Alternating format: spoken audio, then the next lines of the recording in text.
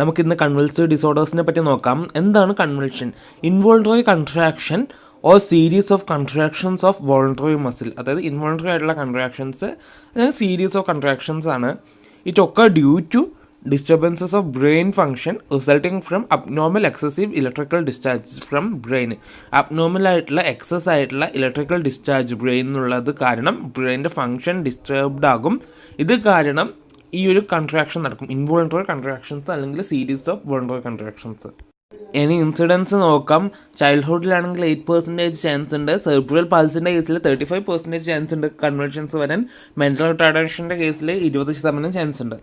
നമുക്ക് എന്തൊക്കെയാണ് convulsive ഡിസോർഡറിൻ്റെ causes എന്ന് നോക്കാം. ചിൽഡ്രനിൽ ഇത് ഏജ് വൈസ് ഉള്ള കാറ്റഗറിയാണ്. ഫസ്റ്റ് നിയോനെറ്റൽ പീരീഡിൽ 0 to 28 days ആണ് ഇത് വരുന്നത്. എന്തൊക്കെയാണ്? Birth asphyxia, hypoxia, birth injury, പിന്നെ ഇൻട്രാവെൻട്രിക്കുലർ ഹെമറേജ് ഉണ്ട്. പിന്നെ അടുത്തത് ഹൈപ്പോഗ്ലൈസീമിയ, ഹൈപ്പോകാൽസീമിയ, ഹൈപ്പർ അല്ലെങ്കിൽ ഹൈപ്പോനെട്രീമിയ, ഹൈപ്പോമാഗ്നസീമിയ.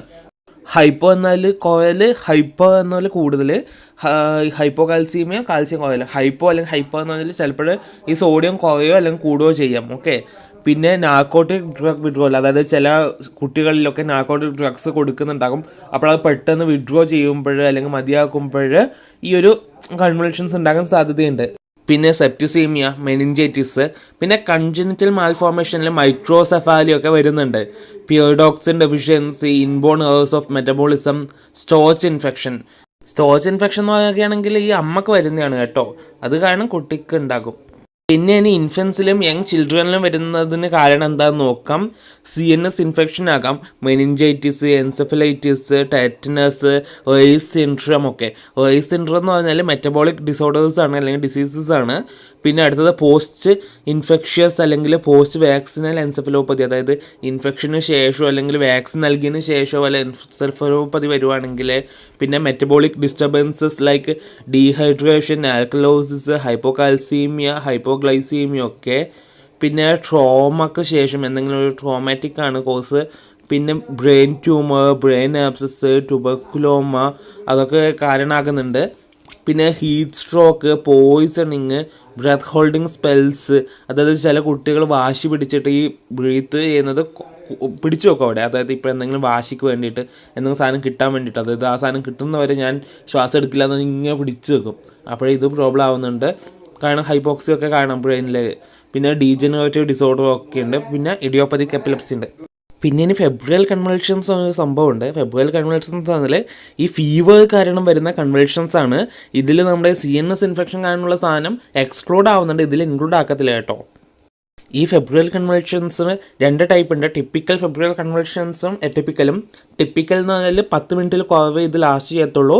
പിന്നെ ഇതിന് ശേഷം ഈ ഒരു അറ്റാക്കിന് ശേഷം നമ്മുടെ EEG ഒക്കെ നോർമലായിരിക്കും. പിന്നെ എറ്റിപ്പിക്കൽ ഫെബ്രൽ കൺവൾഷൻസ് എന്ന് പറഞ്ഞാൽ 20 മിനിറ്റിൽ കൂടുതൽ നീണ്ടു നിൽക്കും. EEG അബ്നോർമലായിരിക്കും, അതായത് അറ്റാക്കിന് ഒരു 2 ആഴ്ചയ്ക്ക് ശേഷം EEG അബ്നോർമലായിരിക്കും. സോ ഇതൊക്കെയാണ്. പിന്നെ മാനേജ്മെൻറ്റ് ഉണ്ട് ഇതിൽ ആൻറ്റി കൺവൾസീവ് ഡ്രഗ്സ് കൊടുക്കാം, ഡയസിപ്പാം, ഫീനോബാർബിറ്റോൾ ഒക്കെ. പിന്നെ ആൻറ്റിബയോട്ടിക്സ് ലൈക്ക് പാരസിറ്റമോൾ, മെഫനാമിക് ആസിഡ് ഒക്കെ. പിന്നെ ടെപ്പിഡ് സ്പഞ്ച് പനി കുറക്കാൻ വേണ്ടിയിട്ട് കുറക്കാം. പിന്നെ hydration and nutritional status maintain ചെയ്യണം, എയർവേ ക്ലിയറൻസ് കൊടുക്കണം, ഓക്സിജൻ തെറാപ്പി നൽകണം, റെസ്റ്റും കംഫർട്ടബിൾ പൊസിഷനും, ഹൈജീനിക് മെഷേഴ്സ് ഇംപ്ലിമെൻറ്റ് ചെയ്യണം, ഇമോഷണൽ സപ്പോർട്ട് പാരൻസിന് കൊടുക്കണം. പിന്നെ ഇതിനെ തടയാൻ വേണ്ടിയിട്ട് ഇൻ്റർമീഡിയറ്റ് പ്രൊഫൈലാക്സിസ് വിത്ത് ആൻറ്റി എപ്പിലെപ്റ്റിക് ഡ്രഗ്സ് ലൈക്ക് ഡയസിപ്പം കൊടുക്കാം. ഈ ഒരു ഇൻ്റർമീഡിയറ്റ് തെറാപ്പി ഫെയിൽ ആവുകയാണെങ്കിൽ കണ്ടിന്യൂസ് പ്രൊഫൈലാക്സിസോ അല്ലെങ്കിൽ പിന്നെ ഇപ്പോഴും എറ്റിപ്പിക്കൽ കൺവൾഷൻ്റെ കേസിലും കണ്ടിന്യൂസ് പ്രൊഫൈലാക്സിസ് നൽകാം. ഇതിൽ എപ്പിലെപ്സി എന്ന് പറഞ്ഞൊരു ഭാഗം വരുന്നുണ്ട്. നിങ്ങൾക്ക് വേണ്ടിയെങ്കിൽ കമൻറ്റ് ഇട്ടാൽ മതി, ഞാനത് എടുത്തു തരാം അതിലെ ക്ലാസിഫിക്കേഷൻ.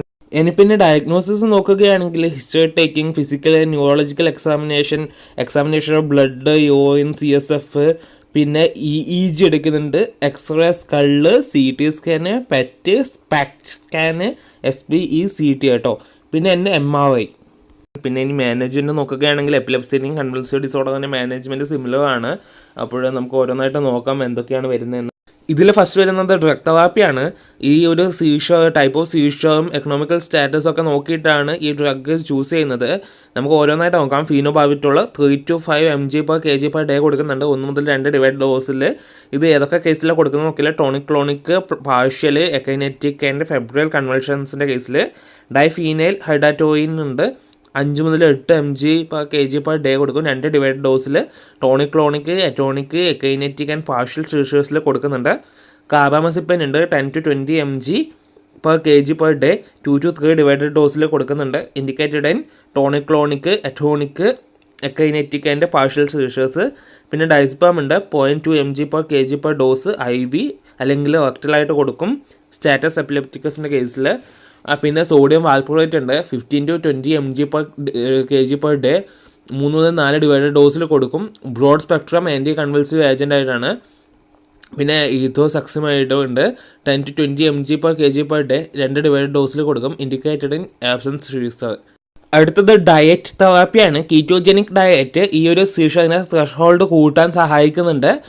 ഈ ഒരു ഡയറ്റിൻ്റെ കേസിൽ ചൈൽഡിന് IV ഫ്ലൂയിഡ്സോ ഡെക്സ്ട്രോസോ ഒന്നും കൊടുക്കാൻ പാടില്ല. പിന്നെ സ്ട്രിക്റ്റ് ഫ്ലൂയിഡ് റെസ്ട്രിക്ഷൻ മെയിൻറ്റെയിൻ ചെയ്യണം. പിന്നെ സർജിക്കൽ മാനേജ്മെൻറ്റ് ഉണ്ട്. ഒന്ന് ന്യൂറോ സർജറി ആണ്. Anatomical lesions like brain tumour, haematoma and in medically intractable seizure ഡിസോർഡേഴ്സിലൊക്കെയാണ് ന്യൂറോ സർജറി കൊടുക്കുന്നത് അല്ലെങ്കിൽ ഇൻഡിക്കേറ്റഡ് ആയിട്ടുള്ളത്. ഇനി ഇതിൽ പോസിബിൾ ആയിട്ടുള്ള സർജിക്കൽ ഇൻ്റർവെൻഷൻസ് ഏതൊക്കെയാണ് നോക്കുകയാണെങ്കിൽ കോർപ്പസ് കലോസമോട്ടമി, പിന്നെ focal resection of part of cerebral cortex, അതായത് ഈ ഒരു എപ്പിലെപ്റ്റോജനിക് ഫോക്കയുള്ള ഈ സെർബ്രൽ കോർട്ടക്സിൻ്റെ പാർട്ട് ഫോക്കൽ റിസെക്ഷൻ ചെയ്ത് കളയുക. പിന്നെ നഴ്സിംഗ് മാനേജ്മെൻറ്റിൽ വരുന്നതാണ്. ഏതൊക്കെയാണ് നഴ്സിംഗ് ഡയഗ്നോസിസ് നോക്കാം. Risk of injury, ineffective breathing, social isolation, altered self esteem, knowledge deficit ഒക്കെ ഇതിൽ നഴ്സിംഗ് ഡയഗ്നോസിസ് ആയിട്ട് വരുന്നുണ്ട്. ഇതിൽ നഴ്സിംഗ് ഇൻ്റർവെൻഷൻ വരുവാണെങ്കിൽ പേഷ്യൻ്റ് ഇഞ്ചുറി പറ്റുന്ന കാര്യങ്ങളൊക്കെ തടഞ്ഞു വെക്കുക. പിന്നെ പാഡ് ചെയ്ത് വെക്കുക. റെയിൽസ് വെച്ചാൽ ഫോളിൻ്റെ ഇഞ്ചുറി തടയാൻ പറ്റും. പിന്നെ ഈ ഒരു മോശമായിട്ടുള്ള എന്തെങ്കിലും സാധനമൊന്നും ചൈൽഡിൻ്റെ ബെഡിലൊന്നും വെക്കാതിരിക്കുക. ഓഫെറിഞ്ചൽ സെക്രീഷൻസ് നമ്മൾ സക്ഷൻ ചെയ്ത് മാറ്റുന്നത് ബ്രീത്ത് ഇതാക്കും. പിന്നെ ഓക്സിജൻ തെറാപ്പി കൊടുക്കാം. ക്ലോസ് ഒബ്സർവറിൽ വെക്കണം പേഷ്യൻറ്റിനെ. Administer prescribed medication following special instruction about ഡയറ്റിനെ പറ്റിയുള്ള റെസ്ട്രിക്ഷൻസും റെസ്റ്റൊക്കെ കൊടുക്കണം.